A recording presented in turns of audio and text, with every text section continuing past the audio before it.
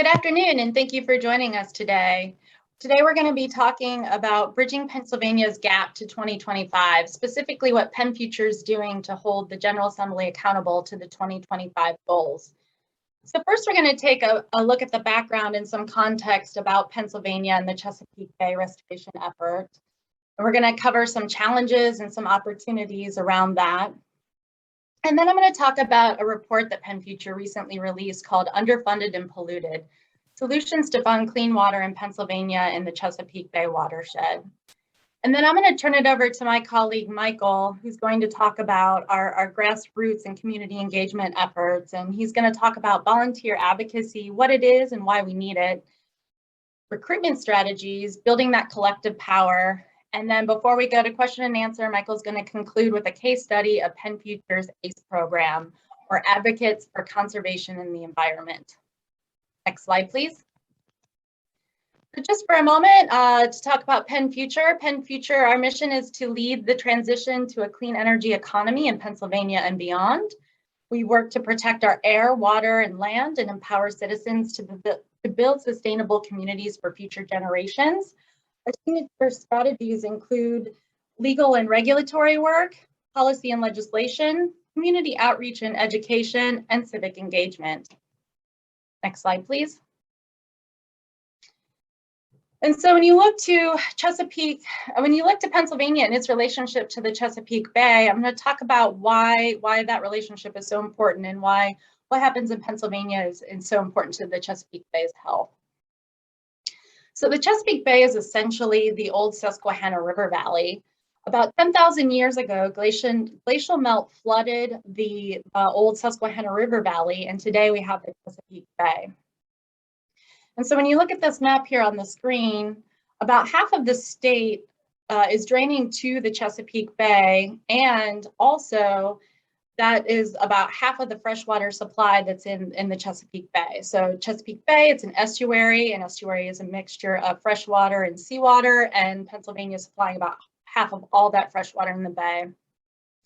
In the upper portion of the bay, that's about 90% of the freshwater. And so this is important in Pennsylvania as well, because 15,000 miles of stream are impaired locally. So what we do in Pennsylvania is important to Pennsylvania as well. And the big thing here is that Pennsylvania is contributing about 43% of the excess nitrogen reaching the bay and impacting it. So next slide, please. So on this slide, you can see what that looks like by the numbers. And so from 1985 to 2017, when the phase 3 WIP, or the Watershed Implementation Plan, really got started in planning, we did make some strides, especially in phosphorus on the right side of the screen, but we have a long way to go, particularly with our nitrogen goal, as you can see there in the bar graph. Phosphorus is a bit of a different story. Our wastewater treatment plants have made significant investments to upgrade, and that is, it's reduced the phosphorus that's entering the streams from the discharge of the wastewater treatment plant. Next slide, please. And so there are really some successes and opportunities that's happening with the phase 3 WIP. Again, that's Watershed Implementation Plan, and this is the Chesapeake Bay TMDL started in 2010, and the phase 3 WIP is really that last leg of it from about 2019 to 2025. And so some things happen differently in the third phase from phase 1 and phase 2 that are really encouraging and just really taking a different approach. And so the phase 3 WIP is a stakeholder-driven approach. It's bottom up. It came together, it was formed by a steering committee of agency staff, really the secretaries of the Department of Environmental Protection, the Department of Conservation and Natural Resources, and the Pennsylvania Department of Agriculture, along with other government agencies, led the steering committee. There were 7 work groups, kind of sector specific in a way. So we had an agriculture work group, a stormwater work group, a forestry work group, a wastewater treatment work group, and then we also had a local area goal work group, funding work group, and a communications and engagement work group. And those work groups were made of stakeholders that helped inform the recommendations that went to the steering committee. And then the decision was made to have county action plans to really target the work being done at the county level. And so new to the phase 3 WIP, all counties had to put together an action plan that would describe how they're going to meet the goals at the county level. And this is all data driven. Each of the counties had a packet of information put together where it was information on the local water quality. So local stakeholders at the county level could really make informed decisions about where the problems were coming from and what solutions were needed. Next slide, please. Thank you. And so this is not without its challenges, right? As I already mentioned, Pennsylvania is the leading contributor to excess nutrient in the Chesapeake Bay. We have a long way to go. As I already mentioned, about half of the state drains to the Chesapeake Bay, but that represents only 30% of the state's population. And a lot of what we have to reduce, as I already alluded to the success of the wastewater treatment plants, a lot of what's left to reduce is non-point source and unregulated. It's difficult or more difficult to achieve. And then you can see here in the images on the right side of the screen, the Pennsylvania State House and Senate. We do not have a pro-environment majority in our General Assembly. In fact, I'd say we have the opposite. The General Assembly works tirelessly to roll back our environmental regulations and defund our environmental and conservation programs. And then lastly, another challenge I'll mention today is that we have a very fragmented local government system, and a lot of the land use decision-making happens at the local level. So when you look at the numbers statewide, Pennsylvania has 67 counties and over 2,500 municipalities. But I'd say one of the biggest challenges of all is our funding needs. As you can see here on the slide, these numbers came out of the phase 3 WIP. The phase 3 WIP estimated that Pennsylvania needed about $520 million annually to meet all of these goals. And so this pie chart is showing the existing resources and the needed resources of the funding gap. And it showed that about 196 million, we had that existing towards that goal. And that's from state and federal budgets, resources. But yet we have a $325 million funding gap that we need to achieve these goals. And so PennFuture put a pathway forward out, giving legislators a toolbox, if you will, of policy recommendations on how the state can meet these funding goals, these policy challenges. And you can see here at the bottom of your screen, and it'll continue on the next few slides too. This report is available on PennFuture's website. I encourage you to go to our website if you want to dive deeper into these policies. So next slide, please. Thank you. So the policy, the report that we put out, it contains 19 policy recommendations and 9 funding opportunities, 9 revenue raisers for the state. And these numbers all came out of the phase 3, and so it's kind of the funding needs are kind of broken into these buckets. So you can see agriculture, and these are in the order of most cost to least cost. So agriculture, county pilot practices. So those are the 4 counties that put together their county action plans during the phase 3 process. We have our stormwater sector. We need additional agency staff and technical assistance as well as existing. We need about 100 extra staff at the state agencies and about just over 150 additional staff at conservation districts. And then forestry related practices in wastewater as well. And so our paper puts together recommendations by sector on how we can meet all of these needs. And later on, I'll touch on some opportunities that are currently moving this fall. Next slide, please. So in addition to the funding policy recommendations to get to that full $521 million annually, there are a few additional policy recommendations that are unrelated to funding, but would help facilitate additional reductions if passed by the General Assembly. So a lot of these are really giving municipality the authority to enact local ordinances. So in the agricultural sector, for example, giving municipalities the ability to enact a local ordinance that would require stream bank fencing, keeping livestock out of our streams. I'm going to talk about the fertilizer bill here in a moment, so I'll save that. And then some other abilities for municipalities would be to let them, to let all forms of local government enact a stormwater fee without having to form a stormwater authority, and then giving municipalities the ability to establish riparian buffer requirements. Next slide, please.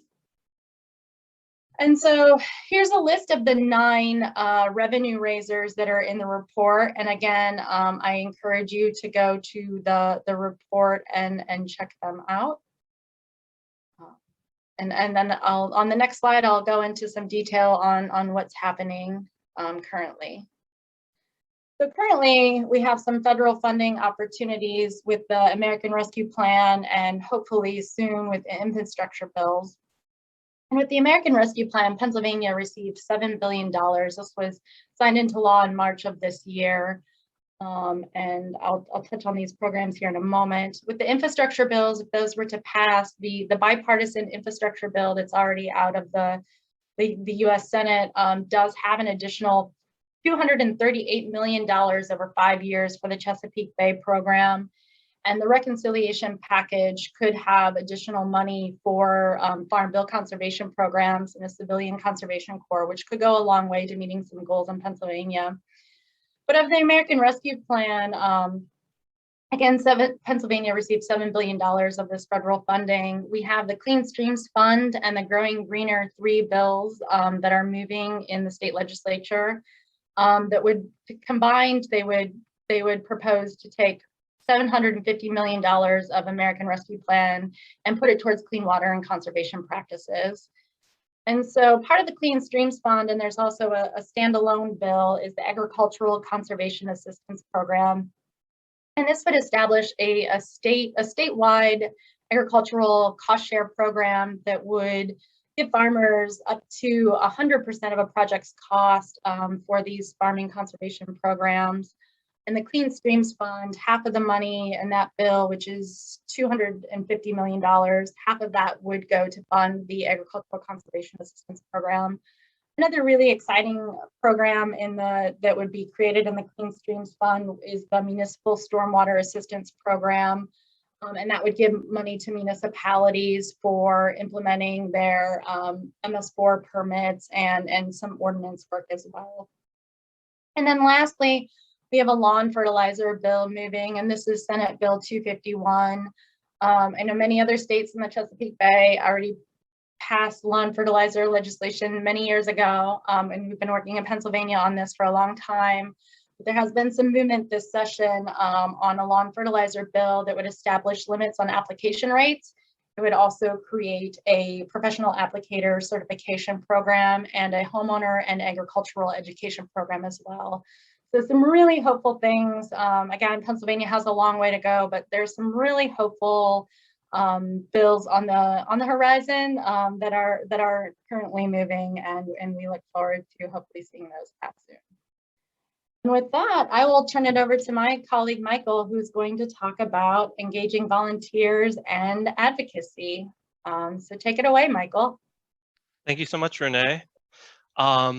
Hi, everyone, and good afternoon. And once again, my name is Michael Mehrazar. I'm the field manager for PennFuture, and my organizing region actually consists of the South Central PA region, that, including Lancaster and York counties, that Renee pointed out are some of the key pilot counties that are involved with our Chesapeake Bay work here in Pennsylvania.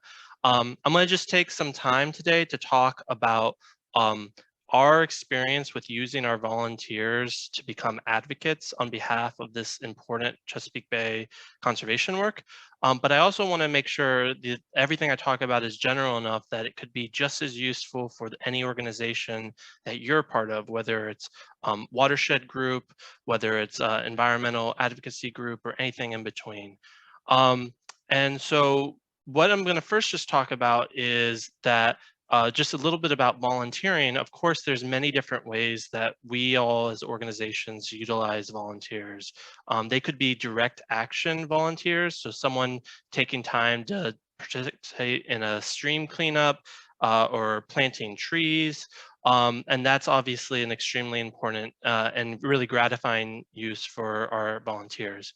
Another one, a way that organizations utilize volunteers is in a support capacity. So if you have volunteers that help set up or maintain a website or file paperwork, these are important ways for folks to get involved and to assist the logistics, the day-to-day operations of your organization. Civic engagement is a really interesting and exciting method of volunteer engagement that a lot of 501c3 nonprofits do not recognize that they can encourage folks to register to vote. And I won't talk about that today, but that is an interesting avenue that organizations should explore. But what I am going to spend some time talking about is how PennFuture has utilized volunteer advocates and why you should as well.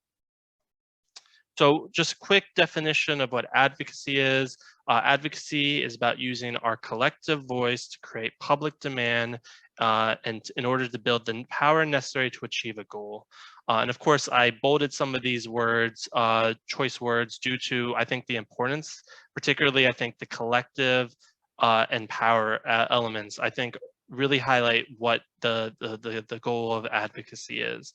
Of course, I have a picture of Greta Thunberg, who I think is a really fantastic example of what advocacy is. It started out by herself staying outside, striking for climate outside her school, but she inspired and mobilized a movement of millions, and that's when the power really started becoming powerful. So obviously not all of us can be Greta Thunberg, but I think we can all take her example and utilize it for our organization's missions and to work to defend the Bay.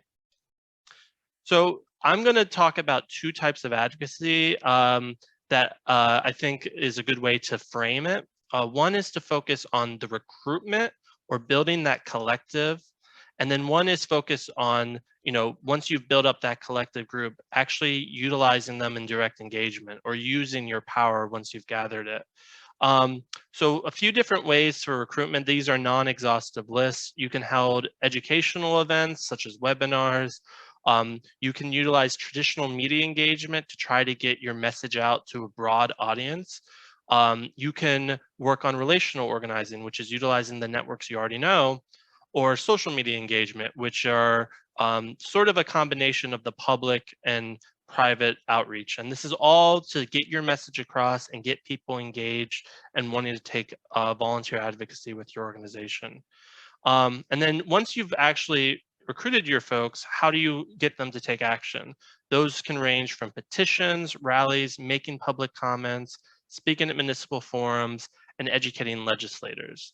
The items that I bolded are going to be the items I talk about in today's presentation, but there are many more ways than what I've listed and creative ways that we have not even yet explored. And so I encourage you to really think how your organization can best utilize volunteer advocates. So start with some traditional media engagement, and really the quickest and easiest is the letters to the editor. Letters to the editor are one of the most read sections of the newspaper, but especially by lawmakers and their staff. They have people that are keeping track of any letters that indicate the legislator by name or an upcoming bill. And it's a really great way to make your voice seen by a wide variety. It's a powerful way to shape the narrative and make sure that folks see what you're doing. Attached, we have a picture of one of our letters that was published this May. And in it, one of our volunteers actually talked in support of the fertilizer bill that Renee had just finished talking about, and talking about why controlling the fertilizer use is such an important part of what we do. Going forward, we're looking to have some letters to the editors talk about the importance of spending that American Rescue Plan money in the ways that are most beneficial to clean up our waterways, both within Pennsylvania and down in the Chesapeake Bay. So some tips that we have found useful for encouraging all volunteers to submit letters to the editor. First and foremost, it's super helpful if you can provide talking points and templates to your volunteers just to ensure that the process is as easy as possible. And when you go about doing that, some things you want to make sure is that your letters are concise. Generally, newspapers require 200 to 250 words. You want to focus on one clear point due to the limits of the size. You want to make sure you're very clear and not rambling. Generally, newspapers are much more likely to print a letter if it's relevant to a recent article, op-ed, or anything else going on in the news that the paper might be covering. You want to make sure that your volunteers take the time to put their name, the town they live in, and phone number, as that makes it much more likely the newspapers will publish it. And then finally, keep an eye out for the letters. This is both for your volunteer to do, but also for you to do, because nothing is really more gratifying than if you, as an organization, can tell a volunteer that their effort was paid off, and that will help engender some loyalty. And so one of the things I always do as part of my organizing is keep an eye to see if any letters have been published that have been submitted. Another thing I want to turn to is relational organizing, which is really about focusing on those friends, families, and other personal networks and getting them involved in the issues that you care most about. And the reason relational organizing is so powerful is you are leveraging a pre-existing relationship that you already have credible ties to. And it's really about building that quality of the relationship and utilizing that for your organization. Some studies have shown that the truthfulness of the messenger is more important than the truthfulness of the actual message. And we may be saddened by that fact, but that is what the current social science shows. And one example is that a volunteer asking their friend to volunteer is 23% more effective than an organizing themselves reaching out. A book that goes into this more, if you're at all interested, is Messengers by Stephen Martin and Joseph Marks. Really encourage you. It has some really interesting case studies on this.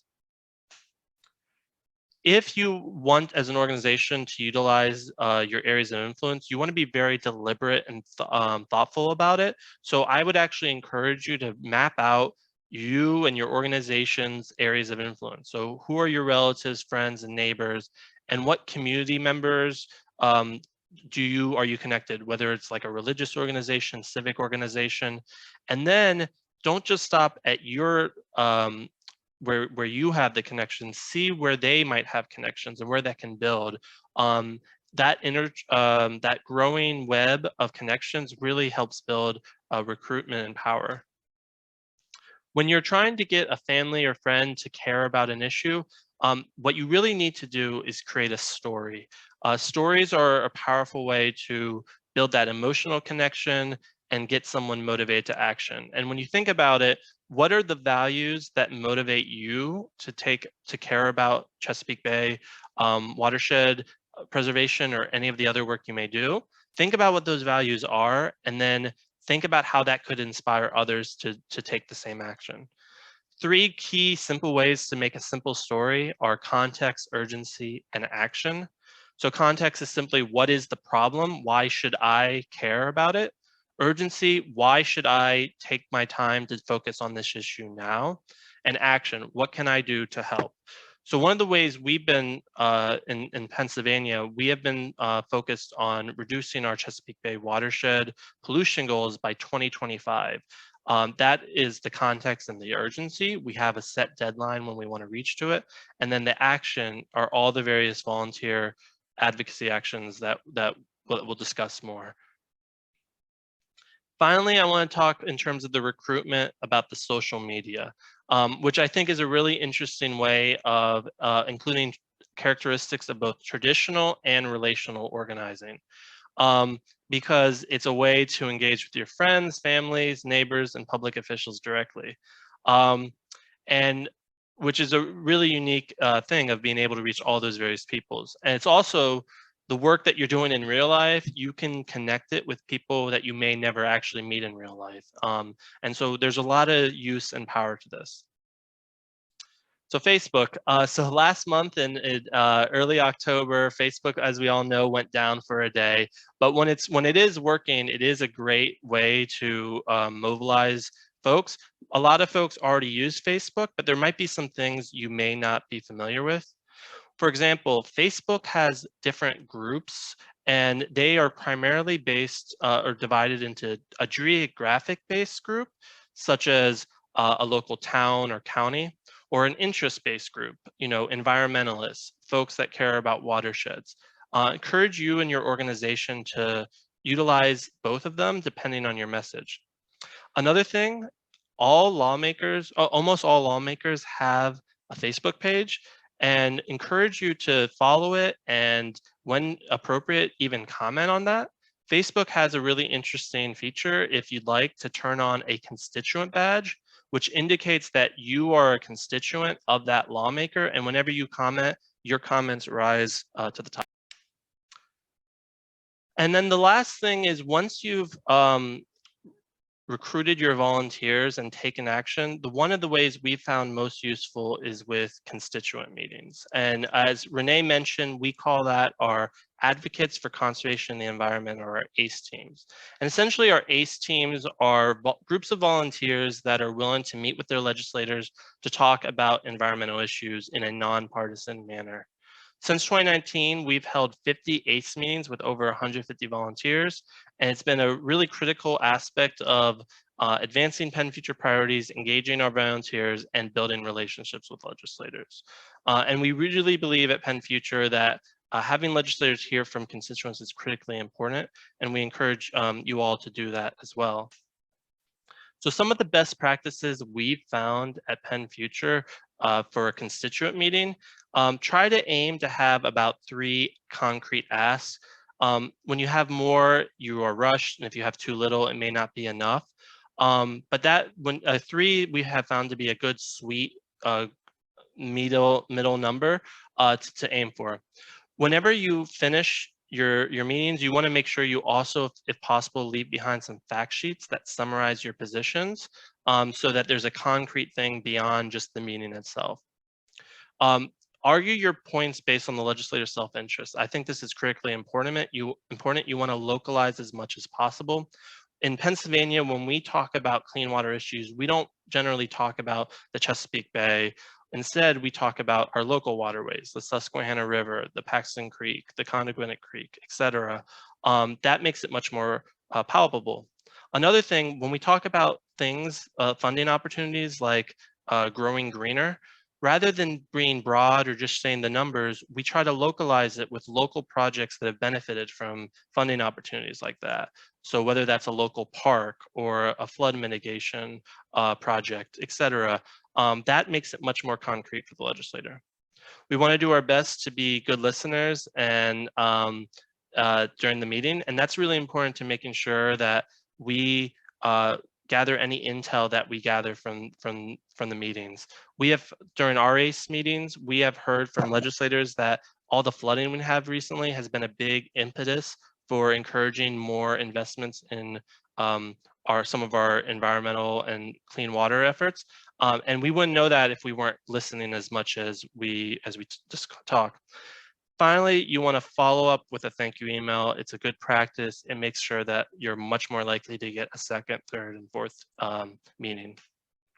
And then some just common things to avoid. The meetings with your legislators are not the time to talk about opposing them or working for their opponent in the next election. That could be another meeting, but that could be another discussion. But for that meeting, that should not be the purpose. Never ever yell at staff or public officials. That is super counterproductive. And then do your best not to just read from the fact sheets. So it is important to make the fact sheets as something you can leave behind. But the purpose of the meeting is to talk about your stories, your volunteers, and the constituents, why the legislator should care on the emotional and story, not just read from a fact sheet. So to sum up, what I really encourage you all is to really think for creative ways to engage your volunteers to support your missions. We've certainly done that at PennFuture. And the chief 2 reasons are, it builds grassroots advocacy power, which is an incredibly important tool to achieving the goals that we want. And it engenders loyalty to your organization. We have found that our volunteer advocates, are the ones that attend our education events, that donate to our organization. And so we feel that it's a really powerful tool. If you decide to go advocacy, remember to focus on both the recruitment and the direct engagement. And then some tactics we found particular success in has been letters to the editors, utilizing our relational organizing, being smart with social media, and meeting with lawmakers. And with that, we're going to open it up for some questions for both Renee and me, and thank you all very much for your time.